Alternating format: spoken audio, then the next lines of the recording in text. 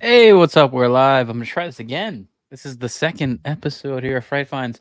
The last one I got censored for playing anything, so I'm gonna keep that. Not gonna do too much of that. Not gonna do too much clips, just because I know how YouTube seems to hate me for that. So, and I am a villain for I am a glutton for punishment, but I'm a villain too. Total villain. Villain of the internet. Our whole channel, internet villains.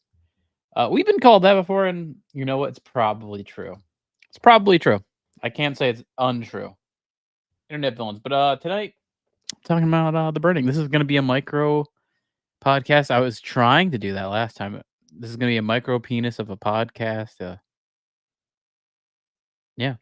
The King of the Micro Penis podcast, the Fright Finds. We're talking about horror movies. It's probably going to be longer than I think. Talking about the burning. Talking about the burning. And yeah, it's not from peeing burning. That's from this movie called The Burning, which doesn't line up too much with the movie. Like, I mean, there is a burnt character, but calling it The Burning doesn't make a whole lot of sense. Yeah, it's a slasher with garden shears. That's the big part of this movie. Big part of this movie. I will play the trailer for this movie. It's a cool trailer, and also I'm of the belief that Edgar Wright's trailer during Grindhouse, the movie Don't, takes things from this trailer, and I'll play it afterwards. But maybe I'm crazy. Maybe I'm crazy. Maybe I'm not. Check out the trailer though for The Burning.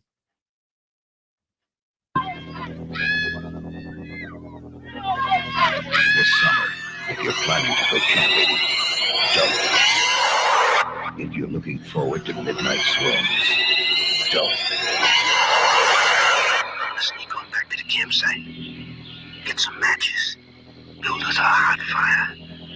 Don't be long. And if you're thinking about being with someone where no one can see you, don't.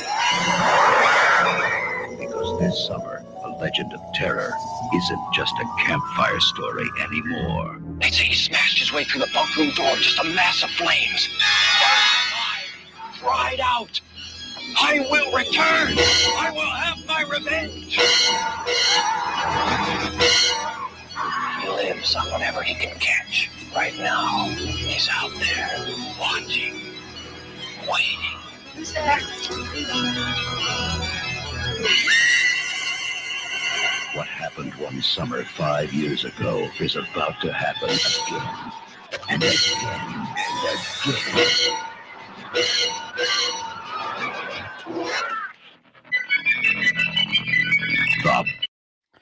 The Burning. Yeah, that's that shot is the best shot in the movie. The raft scene is iconic as shit. Really, really good shot, and I have to say, as far as the kill scene goes, it's one of the best I've seen. Like that scene kind of freaked me out a little bit. I was like, oh, this is good. The makeup's good. I mean, we'll get into that. Um, I found out about this movie from another movie, a documentary movie called Into the Darkness, where they kind of review 80s movies, and then they did 3 of them, and then they actually put out a book, and I have the book right here. I've crowdfunded this. Oh my god, let's see if this my blur is weird, but yeah, it's called In Search of Darkness. Um a definitive look at 80s horror. They actually put out a book. I am in the credits of this book. My name is in this book. My name is in this book, so that's kind of cool, right? And then here is the little section on the burning. I got some things from that here. I do like this book. The book's awesome. It's a really cool coffee table book. Glad I like helped fund all 3 of the In Search of Darkness movies. So my name is on all 3 of those documentaries as well. A crowdfunded kind of thing. So it's a long list of people. So I'm among many. So not trying to act like I'm all high and mighty, but it's a great series. They just go through 80s horror movies, and they even give you this cool little poster that's like a checklist. And I mean, I know I'm all blurred out here, but The Burning right here is in 1981. Burning's number 3 in 1981. But yeah, it's a good movie. And also, like I was gonna say, I think Don't, the Grindhouse movie, the, had a trailer section during the intermission, and I think they took inspiration from that trailer right there. Here, check this out. Maybe I'm wrong. Maybe I'm crazy. If you are thinking of going into this house, don't. If you are thinking of opening this door, don't. If you are thinking of checking out the basement, don't. Yeah, don't. I mean, that was the big part of that other trailer. The Burnings trailer was all about don't do this, don't do that. So I don't know. I know Edgar Wright is a big horror fan, so I'm assuming he knows The Burning. I mean, if you know slashers, this kind of comes. This is an underrated slasher. I personally, I'm of the belief this is a better slasher than Friday the 13th. I'm not a huge fan of the Friday the 13th movies. It's not my favorite series.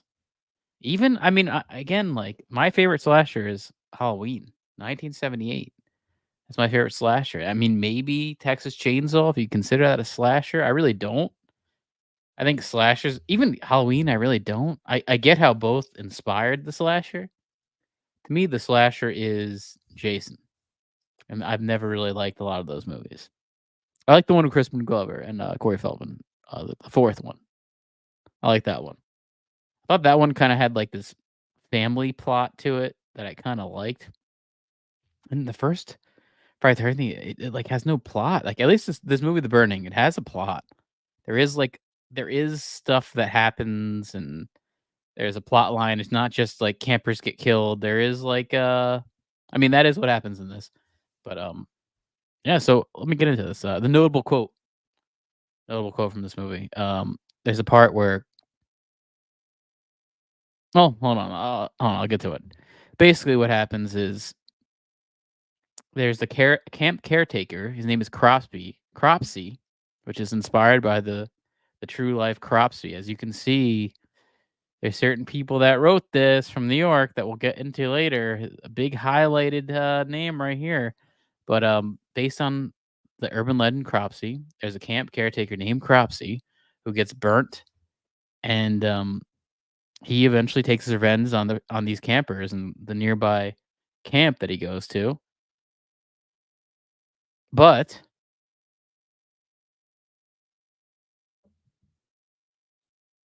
at first, he's in the hospital, burnt up, and then there's this funny quote where this black guy, he's like a nurse, and he's trying to get this new doctor to take a look at this guy. This guy's burnt up. He says, "Man, this guy's so burnt. He's cooked a fucking Big Mac overdone." That was a quotable line here in this. This is directed by the UK director Tony Maylam, and yeah, let's get into a little bit of who wrote this. Written by Peter Lawrence and Bob Weinstein. The original 5-page treatment and story is written by everyone's favorite Old Testament guy, Harvey Weinstein. Harvey Weinstein is the writer of this movie. This is back in 1979. He wrote this. He's listed here as a writer because he came up with the plot. He's like the George Lucas of this movie. Like George Lucas came up with the story, but other people wrote a screenplay. That is Harvey Weinstein here. Starring Brian Backer. You know him as Mark Ratner from Fast Times at Ridgemont High, as you should, even though this is a year before that movie. I know he went on to do some plays. I think he got a Tony Award for something. I think he got a Tony Award for playing Woody Allen, which is a little creepy now. But yeah. Also, you got Leah Ayres, and she's from Bloodsport. If you see her, you'll know who I'm talking about. Like, she's a recognizable face, but I can't really put what I know her from. But it's like I've seen her. Jason Alexander, as you see in the trailer, he's got a prominent part. He's kind of really pretty good in this movie. Fisher Stevens, who's at other parts. I know he shows up in Always Sunny as, I think, a lawyer or a writer. No, he's a writer. He gives them a bad review. He's a writer, but he shows up in other things.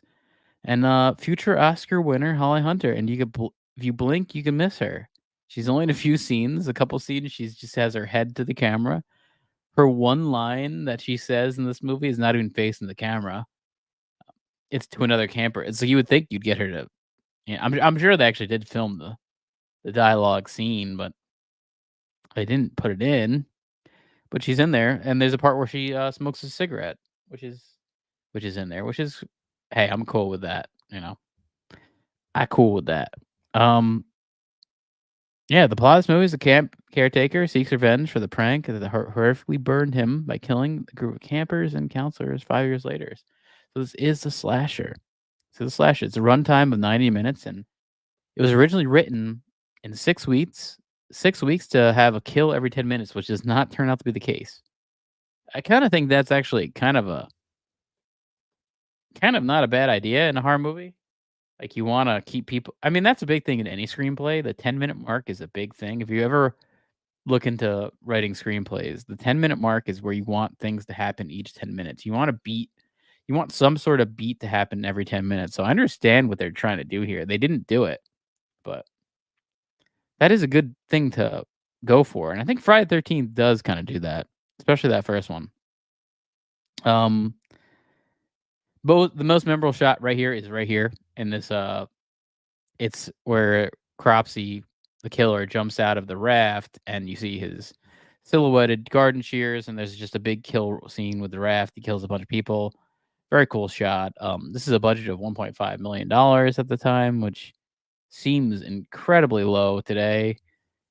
Still is kind of low today. I mean, it's 1979, so we're talking 1980, so you could basically double the money. So a $3 million budget, that's micro penis level budget there. That's what you want, right? You want some sort of micro penis level thing here. By the way, we're on Kick, and Kick seemed to work today. This is crazy. Kick is working. I'm shocked. We're on Kicked.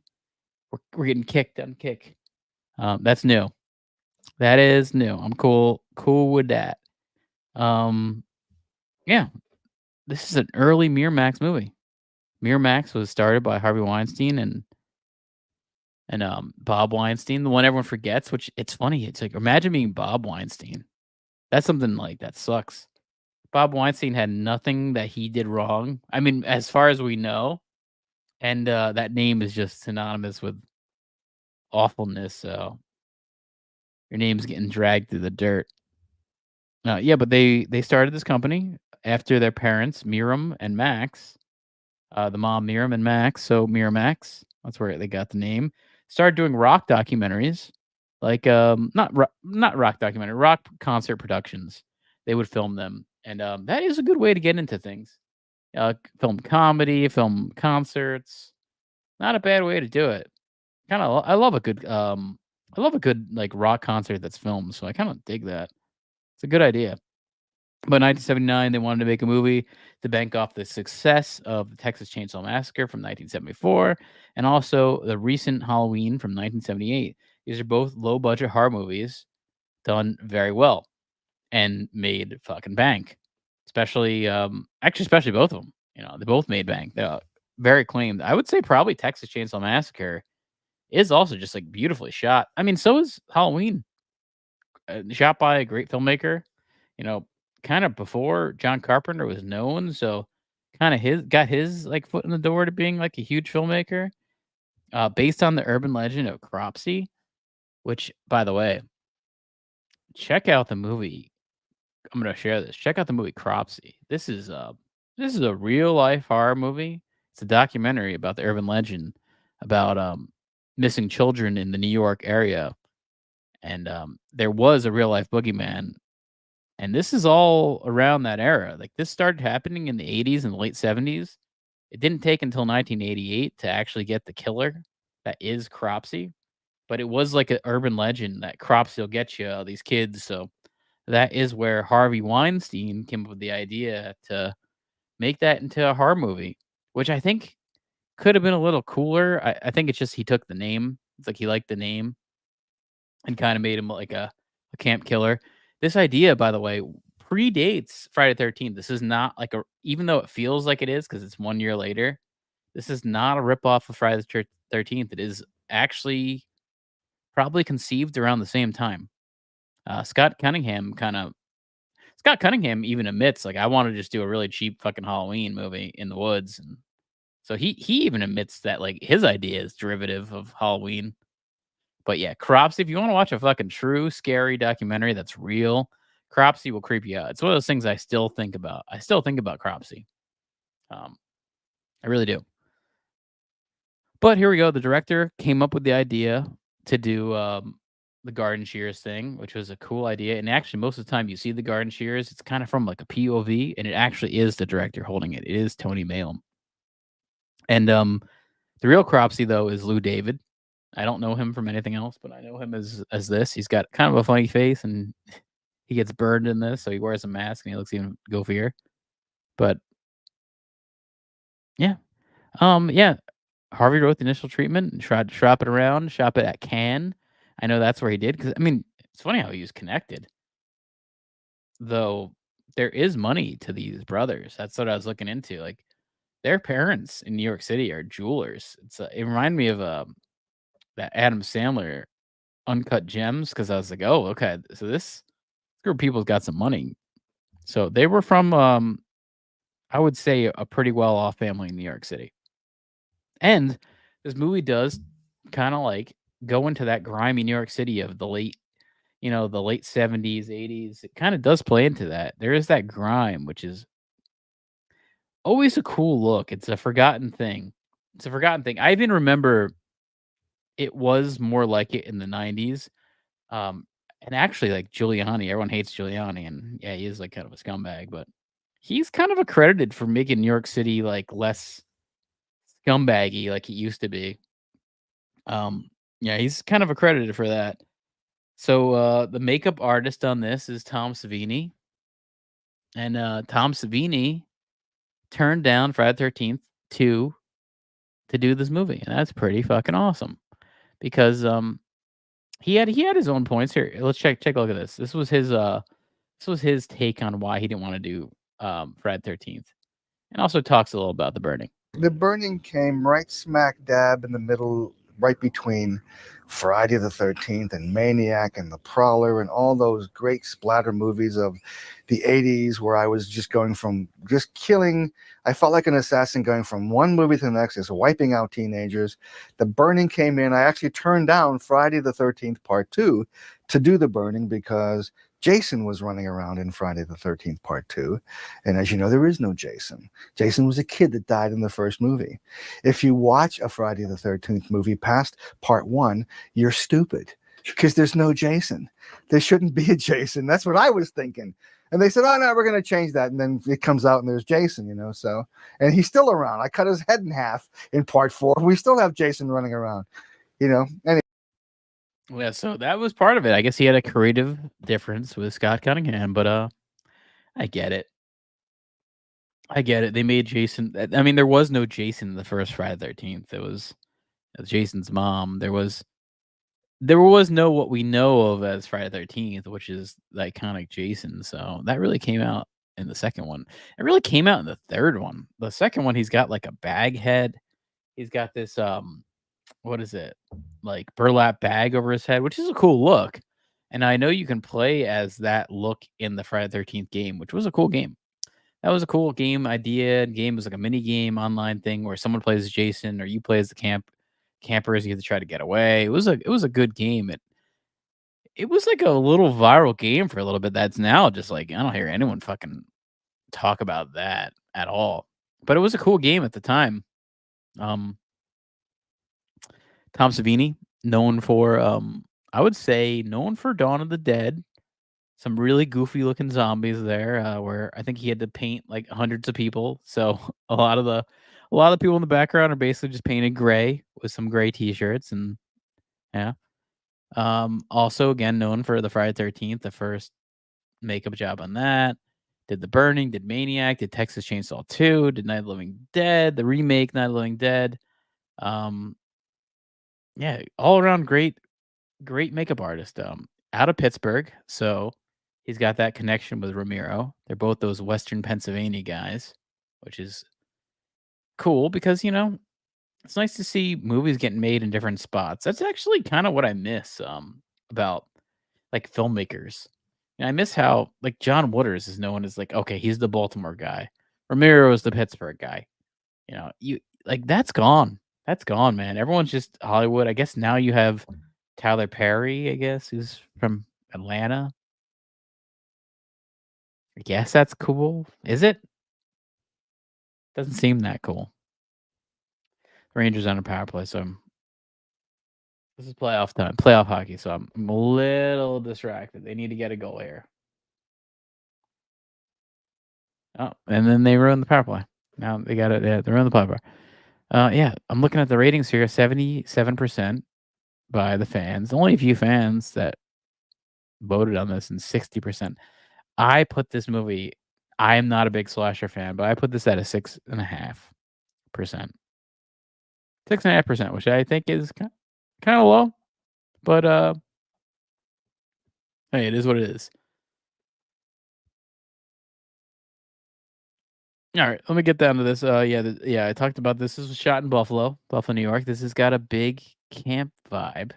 It's got that campy vibe. It looks like a camp thing. I mean, if I play the trailer, like, or just kind of cut to it here, you can see what I'm talking about. Like, it's got that camp vibe. It has that like Jewish New York City camp vibe. It makes me think of Wet Hot American Summer. And anytime I talk about that, but yeah, there you can see Jason Alexander. Jason Alexander is a big standout in this movie. Big standout. He's definitely the most memorable of anyone. Well, I guess that's a good thing. But yeah, I'll go through some of these photos. Yeah, so it's got this camp vibe. Oh yeah, here we see the Cropsey character. Here we see the garden shears. Leah Ayres and the other soap opera guy who's a main character. There you go. You got Mark Ratner from Fast Times at Ridgemont High. This is the Italian poster for this, I guess. Which I did hear how this did okay overseas. Kind of made its money back overseas. It didn't do super well here. Yeah, let's start here. Let's start here on this photo because the movie starts off with a prank gone wrong. That's where this all starts. It starts from a prank gone wrong where these campers hate this fucking caretaker, this piece of shit caretaker. I guess he's awful to the campers or threatens them. So they just want to like scare him in his room, but they scare him and then he like, which is all his fault. He like knocks over a lantern onto his bed and lights himself on fire. And eventually so he gets burnt up. And then we see, in the hospital, a black like nurse guy talking to this new doctor, like, this guy's fucking burnt up. Like I said that quote before. This guy's like a fucking burnt Big Mac. You gotta see this. You gotta see this. And then he kind of shows him the burnt up guy, and then you see a hand grab the black guy and he screams. And that's basically like where we then kind of cut to Cropsey getting released from the hospital. And we see a grimy New York City. We see a peep show type signs, 25 cents to watch a peep show. I remember the peep shows in Times Square. That is, I remember seeing just the signs for it. Even up until, I don't know, like, until I was like 20 years old. I remember seeing it. Haven't been in New York City for quite a bit. Glad at that. No time to really want to go there is what I would say. Yeah, and then we kind of cut over to back to the camp. Back to this new camp scene. We see a girl taking a shower, and then the Mark Ratner, the guy from Fast Times, is kind of creeping on this girl taking a shower. We see some good young tits there taking a shower. Harvey Weinstein made this movie, so there you go. And it's not me being creepy, it's him. But yeah, they're looking good. Looking good. Actually, well, that's actually not the first scene. I gotta go back. The first scene is a softball scene. A girls' softball scene where you're actually seeing Jason Alexander just stare at this girl's ass in a bikini and then another girl like hits the ball and runs to first base, and her tits are just shaking on her way to first base. So that's how this starts off. Very exploitive, but like what, this movie's not super exploitive. I don't know. It just what, I kind of miss that in movies. I miss having like sexuality in movies. There's nothing wrong with that. Nothing wrong with that. That's kind of what you go to for. That's what you used to go to for a horror movie. And the nice thing back then, those tits were real. That ass was kind of flat. Nothing like today. It was. I mean, I would like it, but not like not like a Kim Kardashian ass, or not like, if you see a horror movie today, it's always gonna be like filled with like fake tits and that kind of shit. And yeah, I kind of miss that naturalness of this. Actually looks like a girl who could be like, I mean, this could be young. Actually, I mean, that's creepy to say, very creepy to say, but yeah, yeah, it looks like a young girl, which is interesting. Yeah, I guess that's. God, I sound horrible saying this. I sound like a fucking creep saying this, but I kind of like a natural looking person. You know, sound like a pumpkin hair fucking freak. Come on, give me that booze, you little pumpkin pie hair-cutted freak. Come on.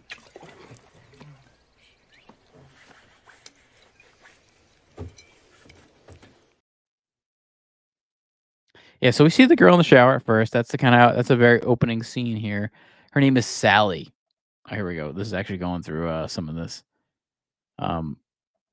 Actually, all right. In that softball scene, here you go. In that softball scene, a ball goes missing, and this girl, Tiger, who's got a very bowl cut. She's a memorable character. She goes looking for the softball, and she just finds it. She almost is the first kill for Cropsey, because you see the garden shears introduced right here. But yeah. Then later on, we see Sally in the shower, and Mark Ratner's creeping on her. If you know Fast Times, you know Mark Ratner. His name in this Alfred, which is interesting name. I can't think of anything but Batman. We talk about Alfred, but so be it. So he's creeping on her, and then she kind of catches him watching, and then she kind of freaks out. And then whatever, we kind of like, we go to another scene where they're like swimming, and Jason Alexander is with him, and this one other like bully guy counselor kind of bullies Mark Ratner and throws him into the water, and he can't swim because he's super Jewish and super from New York and can't swim, and yeah, there's that. And then the friends save him. Jason Alexander saves him and his friends, and then next scene is that guy Glazer's kind of hitting on the girls, which is what you do here.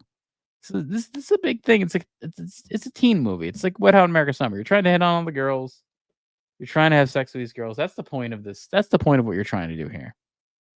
There's no other explanation. That's the goal of the summer, is to try to bang these girls in an embarrassing way, which we do see. It's like very embarrassing, which is interesting. But you know what, man? Hey, some of these people first time banging these girls. I get it. I get it. Yeah. So they're at this swimming scene, and they shoot a BB into this guy's ass, and then they moon him, the guys, and it's a moon that's too much moon. It's like, I watched this and I was like, oh my God. They do the moon, but it's just like their pants are pulled down way too far. It's too much. It's almost like you could see their assholes, when they did. And I was like, oh, you guys don't get where the moon is. This is, you know what? Maybe I'm just not used to mooning. Mooning is the thing that's gone. I might not be used to mooning. Maybe I'm not used to mooning. That could be the case. Very well could be the case. Yeah, I might not be used to it. And yeah, then we see them here at the whole camp mess hall. They're doing this, and then there's a guy talking about how a few of them are going on a canoe trip. This is basically the plot of the movie, because they go on a canoe trip, which isolates them from the rest of the camp, which is a good way for a slasher to happen. At least there's an excuse. At least there's a storytelling to it. They're going on this canoe trip where they go downriver, and they're by themselves, this group of them. And I like that, because at least it's not like Friday the 13th, where it's just like, here's campers and they're getting killed. That's basically the plot. that is the plot but there is a little bit more of a story dynamic. So they go down, they're gonna take the canoes, they're gonna go out, and so they take those, they go out, going down there, and we have Leah Ayres, who, let me see if I could find a photo of her, and the other counselor. Yeah, here she is, right here. She's one of the main counselors with this other guy called Tony, and they're the main counselors, and they're kind of having to look after these campers. So they go down the river, and they're find a place to camp, and they tell scary stories, and they tell the story of Cropsey. Cropsey gets mentioned in the story, and then one of these guys jumps out with a mask and all that shit, and there you go. And then because of a scene where it's a skinny dipping scene, and it's that guy trying to kind of fuck this girl, and she does skinny dip with him, and he's coming on like super rapey, trying to like overly do it, which is never a good sign. Very Weinstein. I guess I see who wrote this. That's a inspiration right there. Hollywood guy. Everyone loves him. That's the creepy part about this. The creepy part about this is everyone loves him. Before we begin, I just want to congratulate Harvey and his wife Georgina on the birth of their new baby boy. Thank you. Harvey gave us just what we needed, another him. Finally, I'd like to thank Harvey Weinstein. The Punisher, that's his nickname. The Punisher, yes. Harvey, if I keep thanking you in public, people will think we're having an affair. But nonetheless, if you're choosing sides in the playground before... But yeah, basic plot here, man. This is basically a slasher that kind of unfolds. They go down the river, and then we see the naked girl get killed. She's trying to look for her clothes. Once she's skinny dipped, she gets back on shore. She gets killed right there. She's trying to look for clothes. That's a good scene. I mean, all these scenes are brutal kills because you see it's with a garden shears, so it's a stabbing type kill, which I think is always, to me, was always a very brutal way. And I don't know, maybe more like cinematic and nice to film. Like I know what's his name will do it. The Giallo guy. Not Sergio Leone. I'm trying to think. Not he's the Western guy. Dario Argento. It's always knives because I think the knives are creepy looking. I think it's creepy looking to see like someone getting stabbed and you see it going into them. I think that's kind of always the creepier kill. Always pretty creepy kill. And the garden shears were a good idea. But yeah, so we see the first kill, and then basically the other guy just like kind of goes back to camp, and he wakes up, and they're like, "Where the fuck is this girl, Karen? Karen's the first one killed." And so they're like, "All right, well, all our canoes are let loose." So they kind of think Karen took one of these canoes and fucked up the other ones, and now she's just gone. And now their canoes are gone. So that's basically where they're at. So they're like, all right, well, we're fucking shit out of water. So the big part of this is they make a raft. They're gonna make a raft and go down. They're gonna row back to camp and get help. That's a big part of it. So they row back to camp to get help. And then we have that iconic fucking scene. Iconic fucking scene. Let me see if I can find it. Summer. Just wait for the bunk. You're thinking of Legend of Terror. There we go. There we go. You're thinking of Blue Sea. Don't. A Legend of Let no one be. There we go. Yeah, they go back on the raft and they're trying to go back to camp, and then they see this lone canoe. So they're like, "Oh, there's one of our fucking canoes. We can grab that. We can go back. We can get the oars. We can go back." So they go up to that canoe. And then out of nowhere, Cropsey jumps out with the garden shears and kills everyone on the raft. And that is the best scene in this movie. The shot is the best shot of the movie. Very cool shot. This is the part where I was like, oh, this is fucking cool. That is very cool. Looks really nice. There's actually something cinematic to this movie, which I don't see in the first Friday the 13th. I think it's Friday the 13th. I mean, if you like slashes, you're going to love it. It's a very expletive movie. I liked how this actually had a little bit of art to it, like this shot and some of the later shots too, and there is some acting that in this that's highlighted. I feel like none of the actors in the first Friday the 13th are highlighted. It's not really part of the movie. Yeah, it's more just the kill scene, the kill list, and all that. Especially later, it just became about like doing really cool kills, and they do. Like they do some very cool kills, and you also have Crispin Glover dancing like a fucking moron, and I love that too. But yeah, they go back on the raft and they get killed. That's the big thing there. And then meanwhile we have some sexcapades going on here with our camp counselors and campers. I can't tell if they're counselors or campers. They seem too old to be campers. They seem too old. What's up, Mexiplex? You ever see The Burning? I don't know if are you a horror movie fan? If you are, I'd put this in here. You got Jason Alexander, a pre-George Costanza role here. Definitely a standout. I mean, he is likable. He's getting the kids porn. He's getting people condoms. Big scumbag. Yeah, this is a Weinstein movie. Weinstein produced this. Is one of the early Weinstein movies. So there is that. This is a Weinstein classic. A Miramax start. This is the start of Miramax. Yeah, let me see. Let me see if I can find Sally here. Yeah, here's Sally. So she goes to have sex with another camper. See if I can find the other camper. I probably can. Going through these. There you go. This is the camper. And here's Holly Hunter right here. Holly Hunter and Jason Alexander have their opening parts in this movie. She's basically just off camera most of the movie. She smokes a cigarette with other 13-year-olds, which is very 70s, 80s, what you want. And go Rangers. They just went up. They went up one goal. We're there for that. But yeah, this guy has sex with the one counselor girl and then goes back to get matches because she's cold. I mean, it basically takes him like 2 seconds to come, and that's that's how it goes early. I get it, man. I get it. That's how it goes. Goes back, and then Brett Ratner kind of sneaks around. He's like this creepy guy. He's from Fast Times at Ridgemont High, Brett Ratner. You'll know if you've seen that movie, you know him. Here he is. He goes and creeps on them having sex, and then he realizes that this girl's dead. Cropsey kills her while the guy went to go get the matches, and then we see that other guy get killed. And so this guy basically runs back to tell the counselor that people are getting killed. And then that's basically like the end of the movie. And that's basically like it's this guy right here goes on like a 30-minute chase where he's just running around. Here we go. Here we got the kill scene here. Got the kill scene during the raft, which is the best part. Here's where this guy gets killed. This is like a retrospective of everything.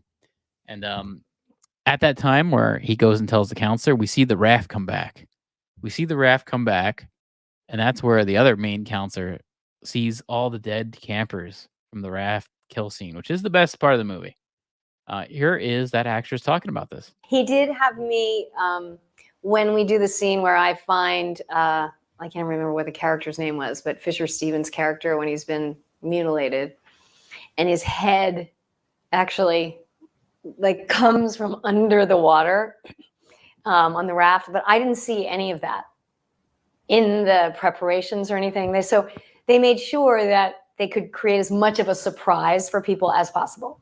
So I didn't see any of that while it was all, and that was a lot of preparation and a lot of special effects and but even while they were building the head and working with Fisher and, and all of that was happening along the way till we got to that scene, I didn't see any of it. So I'd be really surprised.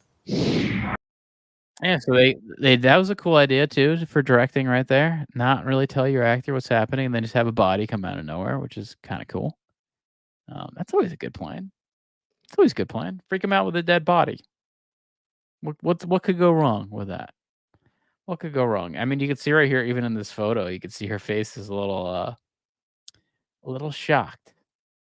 Yeah, I have to say, man, if you're a big horror movie fan, this is a good movie. I found out about it through a documentary called In Search of Darkness, where it goes through horror movies from the 80s, which I think are my favorite horror movies from the 80s. And I found out about it through this, and this is it's a cool movie. To me, it's an underrated slasher. My room looked like the Halloween year around growing up. Yeah, I mean, I'm I'm the same way. I love horror movies. I kind of get super into it in Halloween even more, but I do love them. I've kind of I have to say I've not liked horror of recent times too much. Yeah, Fangoria. That movie In Search of Darkness is like if you like Fangoria, you like any of those things. I have a bunch of Fangoria magazines all um what is it? I have them not laminated, but in the little comic slots so I can have shit saved. Yeah, I love Fangoria. Fangoria's done though. I have Horror Hound. I have another one that's like a Fangoria ripoff. A couple of those. Yeah, so I do like that. But In Search of Darkness, it's a cool thing, and they actually put out a book. I funded the book. My name is in this book. They do have a little part in the burning in this, but oh shit, it's upside down. It's a coffee tale book, In Search of Darkness. But In Search of Darkness, they have 3 different movies. They have 3 movies where they kind of like just talk about good movies from like all throughout the 80s, and some of them are fucking weird, and some of them are a little obscure. I really recommend that movie. It's really cool. It's a 4-hour movie. It's a 4-hour documentary. They're basically going year by year, like 1980 to 1989. So it's just talking about movies. Though there are a lot of cool people in there. I think Chris Jericho's in there. You have the guy from Slipknot, Corey. He's one of the talking heads. Tom Savini comes in here. You have other directors that come in here. You have other actors that come in here. It's a good series. It's a very well done series. I'm surprised it's never like taken off as like a big thing on like Netflix or Amazon. I'm still shocked at it because it's a very well made, a very very well made thing. Eli Roth I think shows up a little bit. It's like that kind of crap. It's the horror community.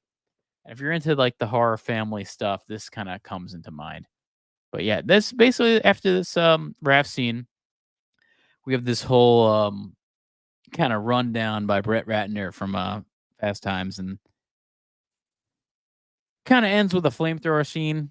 And then we see the main counselor Todd. He does a flamethrower on this guy on the Cropsey, and we kind of get a flashback to reveal that our head counselor guy was one of the kids who killed Cropsey originally, which was very convenient. And I thought that was dumb. I was like, oh, this is fucking dumb. That was kind of dumb. And this movie in general, man, it's marked by controversy because this was during those 1980s times of what the UK called video nasties, which is what this was. You know, these like what they consider, but I don't consider this movie a video nasty. I think video nasties are way worse, like Faces of Death, where it's just obviously just all about that. This actually does have a plot to it. You can tell they're trying to do a Halloween thing. You know, this is pre Friday 13th, so I get why everyone would be like, "Oh, this is just a Friday 13th derivative," but it's kind of not. This was a Harvey Weinstein classic. Yeah, and you know what? My favorite Friday 13th movie is the 4th one, and you got Corey Feldman in it, and you have Crispin Glover doing this dance here, which is iconic. This will be burned into my memory. Don't think you got it made, no. You're wrong. 'Cause you can't make it anymore. I know what you're waiting for. I should turn away and walk right out that door because I know. Some good interpretive dancing by Crispin there. What a weirdo. Yeah, Jason X is a fun movie, man. I actually kind of have I don't know, that movie's it's like a Star Trek shitty. I don't know, it's got like a shitty Star Trek vibe to it. Yeah, I kind of do like Jason X. To agree. And also, but you know what? I know I've heard people talk about it, and I do agree. There's like 3 or 4 women that have the same brown haircut that you can't like tell apart. They look like the same women, and some of them get killed, some of them don't. You can't tell them apart. But yeah, I'd give this a watch. I'd give this a 6.5 out of 10. I'm not a slasher fan. I like other horror movies. This isn't my like cup of tea as far as slashers really aren't my thing. I like a Shining. I like a weirdo movie. I like a vampire thing. I like a monster thing. I like even like what's it like a zombie thing, zombie stuff. Love that more. My favorite zombie movie is probably Day of the Dead, and Dawn is probably a close second. Yeah, yeah, Sleepaway Camp I like too. This is in the vein of Sleepaway Camp. Actually, when I saw this movie by the way in the past, and I completely like Sleepaway Camp in this movie. There's scenes that I blend in my mind. I like kept thinking like, what's that fucking movie with Jason Alexander and it's a killer movie, and I thought it was Sleepaway Camp. I was like, I'm pretty sure it's Sleepaway Camp or maybe it's Sleepaway Camp 2. They all kind of blend. Like this, even like the film stock. Like the film stock like blends. You could like cut those movies together and it would feel like the same movie. So yeah, Sleepaway Camp's got that great ending. But I really did think like I thought for like a long period of time, like that was the movie Jason Alexander was in, Sleepaway Camp. And then I was like, oh no, it's The Burning. It's The Burning. And I think the name is bad. Very bad name. But let's get into some post history to this.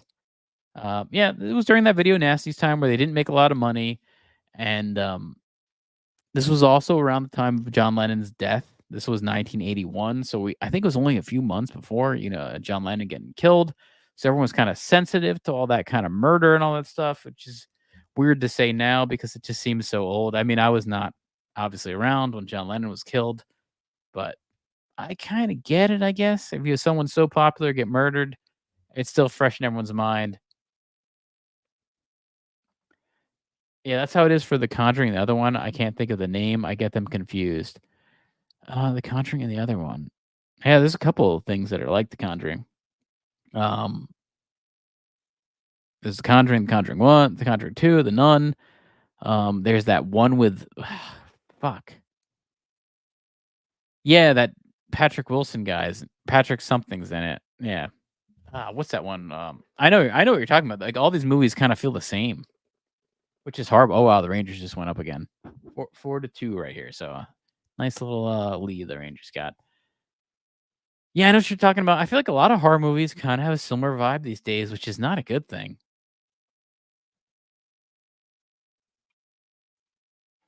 Avisham teaser, someone says. Avisham teaser. I don't know what that is. Is that a horror movie?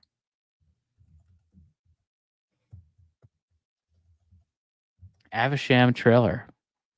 I will check that out. I will check that out.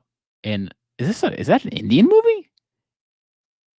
You're okay. All right. You give me some stuff. I'll check it out for sure. I will check it out. Let me finish this up.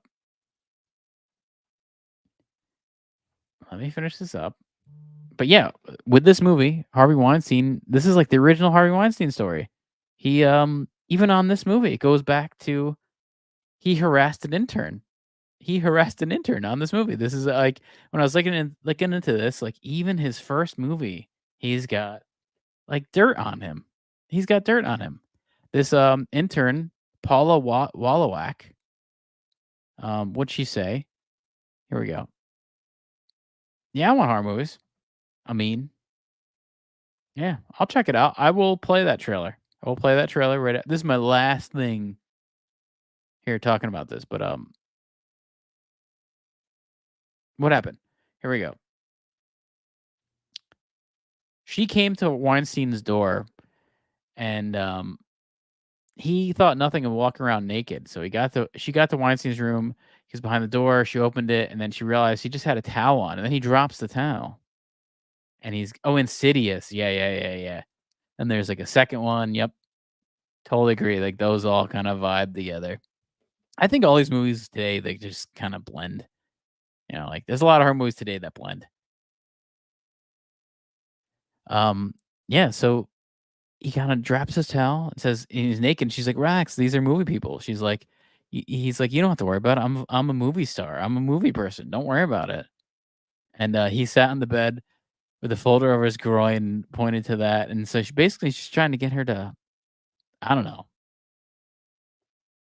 touch him or something, or just be cool with it. I don't know. Maybe like a Louis C.K. jerk off kind of thing. Now, let me see what you wrote here. I see you say a YouTube thing, and I can find it.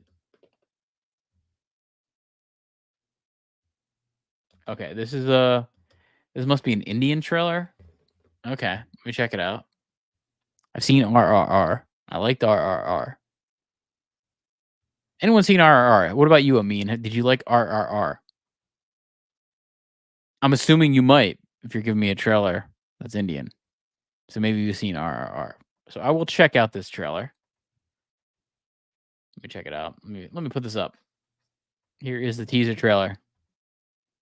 I am wearing headphones for the better experience too. So, heads up. ചേട്ടാ രംഗൻ ചേട്ടാ എങ്ങനെ ഇത്ര setup ആയത്? അണ്ണം പണ്ട് സ്കൂളിൽ പഠിക്കുന്ന സമയത്ത് ഒരു ബന്ധുവിന്റെ ജ്യൂസ് കടയിൽ പാർട്ട് ടൈം ആയിട്ട് ജോലിക്ക് കയറി. അവിടെ അലമ്പുണ്ടാക്കാൻ റെഡിയായി നിൽക്കുന്ന ഗുണ്ടകൾ വിത്ത് ടൂൾസ്. എന്നിട്ട് അണ്ണൻ ചാടി എണീറ്റ് അവരുടെ തോളത്തെ കൂടെ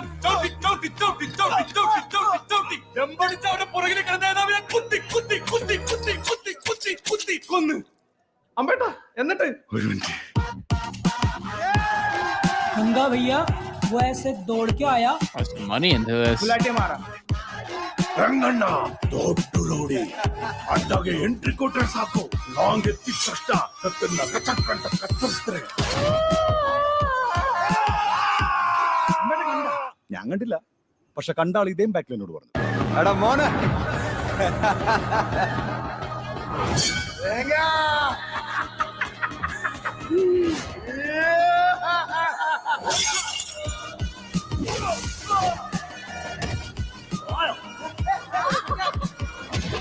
ഞാനിവിടെ ലോക്കൽ സപ്പോർട്ട് ഉണ്ടാക്കുകയും ചെയ്യും, അവന്മാരെ തിരിച്ചടിക്കുകയും ചെയ്യും.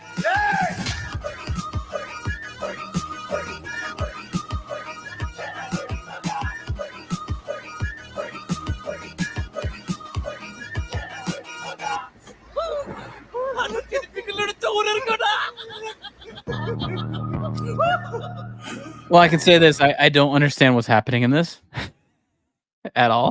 It's shot nicely, though. I'll say that. And I'm sure there'll be a musical number, because that's the crazy thing about Indian films is it'll be a fucking space movie, and then in the middle of it, it's a fucking Indian musical breakdown dance number. That's crazy. And you know what? I think I like that. I do like that. It's because to me, it's like psychedelic, where you have this out of nowhere. Here's a fucking dance number. I remember having a surreal cinema class in film school talk about that, and show some clips where it's like a fucking sci-fi movie, and then in the middle of the fucking movie is a fucking breakdown where aliens are doing a fucking dance number, and it makes me think of old Hollywood. Yeah, it's like the new Joker. I think the new Joker is trying to go off that a little bit. I have not seen the new Joker trailer. I feel like I should play the Joker trailer, because I've been like kind of waiting to watch it, because I don't know. I know I'm late. To it. I've not seen it. Here we go. Let's go, boys. It's showtime. Wakey. Hey, Fleck, you got a joke for us today?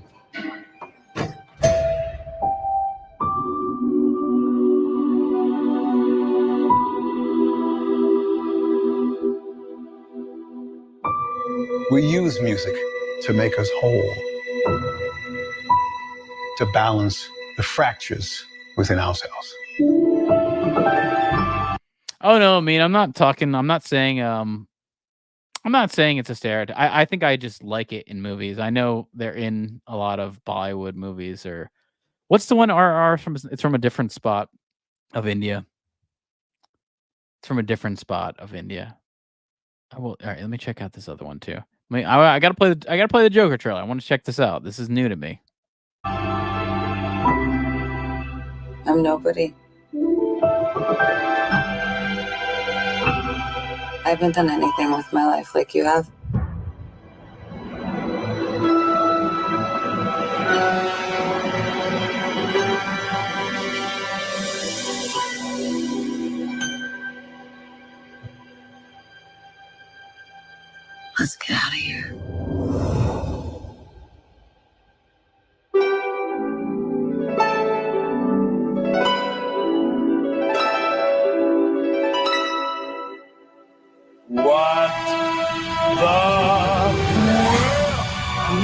love is a love, sweet love. It's the only thing that there's just too little of. What the world is love, sweet love, sweet love. Tell us, what's changed, Arthur? I'll tell you what's changed. We're not alone anymore. That's what we should be talking about.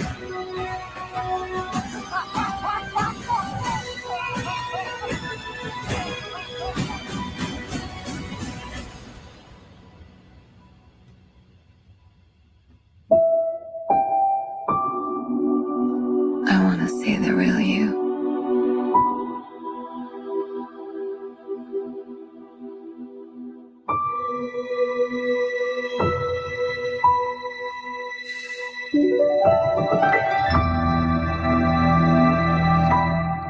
Yeah, that looks really cool. And I love the Burt Bacharach song. Holy shit. That felt like Mike Patton from Phantom Moth, Mr. Bungle, singing the Burt Bacharach song. I hope it's him. I hope I'm right. That'd be a very cool person to do that movie, do that song. Yeah, let me check out this other movie you're talking about. But yeah, that looks really cool. At least I like the Joker movie, man. It's nice because at least it had something to say. It's different. You know, like I obviously know it connects to comic books, but really it doesn't. It's something creative. I think that's the nicest thing about that movie, the first one. And if they continue with that, that's only good. Because again, I'd rather just see, we've seen these direct kind of comic book movies. Here is it's called I'm gonna butcher this. Brahma Yugam. Nice, man. I like the black and white look. It reminds me of what is it?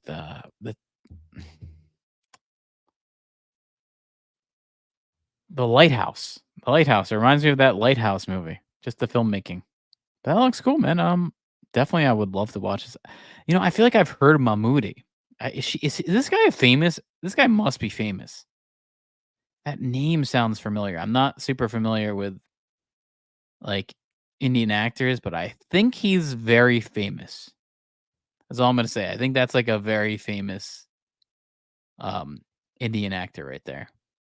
Oh yeah, I'm looking it up. He's been in 410 movies and predominantly in lead roles, so he must be super fucking famous there.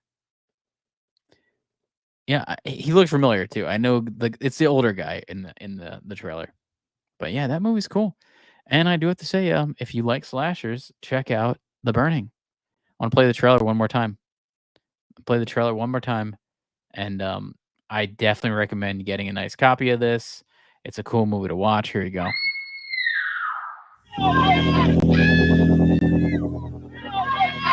This summer, if you're planning to go camping, don't.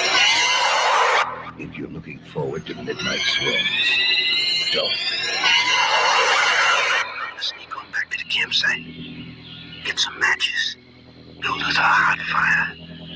Don't be long. And if you're thinking about being with someone where no one can see you, don't. Because this summer, the legend of terror isn't just a campfire story anymore. They say he smashed his way through the bunk room door, just a mass of flames. I cried out.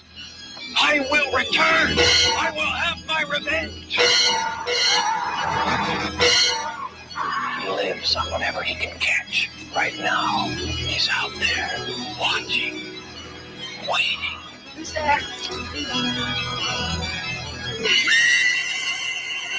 What happened one summer 5 years ago is about to happen again. And again. And again.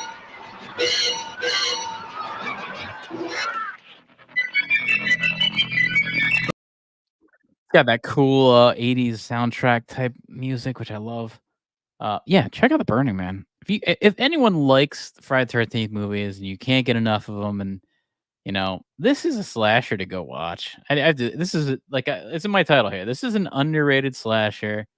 Check it out. I think it's been forgotten in time a little bit, but it is good. And so until next time, we're back. We're at Wizard_Shack. This is Fright Finds. Some micro. This is an hour. It's actually longer than I thought this would be. So can't say we're a micro penis of a podcast, but we're a full penis of a podcast, complete penis there. Yeah. See you guys.